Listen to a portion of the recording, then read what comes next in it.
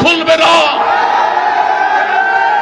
Office আদালত গাড়ি launch বিমান সকল কিছু অচল করে দিতে পারে এই মঞ্চের আহ্বানে।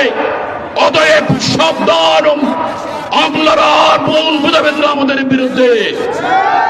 এই সাবধানতা দিয়ে অবিলম্বে এই 15 দিনের মধ্যে 7 দিনের মধ্যে বেতন কমিশন সহ মহার্ঘবতা ঘোষণা না করলে এমন আন্দোলন কর্মসূচি আসবে, দেশকে অচল করে দেওয়া হবে। আমি আর কিছু না বলে মঞ্চে আমাদের জাতীয় নেতৃবৃন্দ, জাতীয় নেতা উপস্থিত আছেন, কোন প্রকার ভূমিকা না রেখে 7 দফা আমাদের আপনাদের কাছে উপস্থাপন করতে চাই।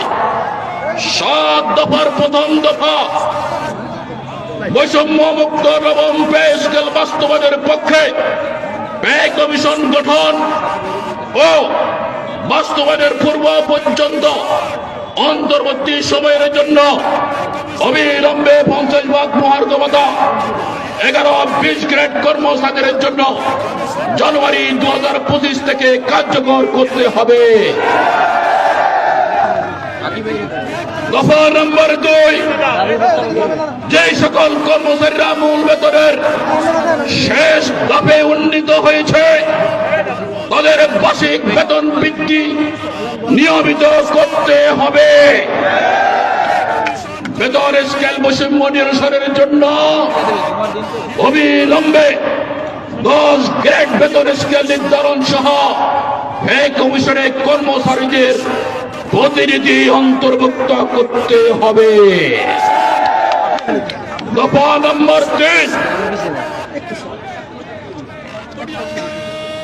সচিবালয়ের ন্যায় সকল সরকারি আধা সরকারি দপ্তর অধিদপ্তর পরিদপ্তর ও স্বায়ত্ত শাসিত প্রতিষ্ঠানের সভাপদগুলো পদবি ও গ্রেড পরিবর্তন করতে হবে এবং এক অভিন্ন নিয়োগ বিধি প্রণয়ন করে কর্মচারীদের মধ্যে সৃষ্ট বৈষম্য দূর করতে হবে।